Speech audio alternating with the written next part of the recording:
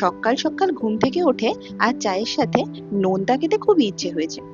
কি বানাবো ভাবতে ভাবতে দেখলাম চোখের সামনে আটার কৌটোটা পড়ে আছে।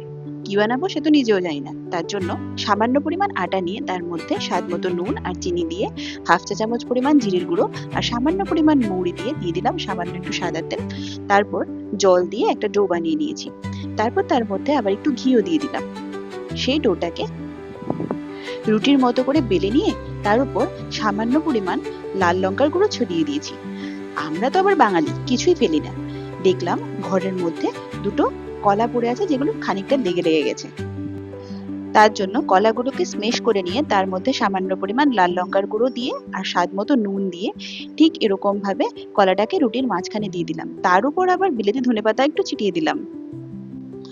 তারপর রুটিটাকে এরকম বালিশের মতো করে ফোল্ড করে নিয়েছি। ফোল্ড করে নিয়ে ছোট ছোট টুকরো করে কেটে নিয়েছি।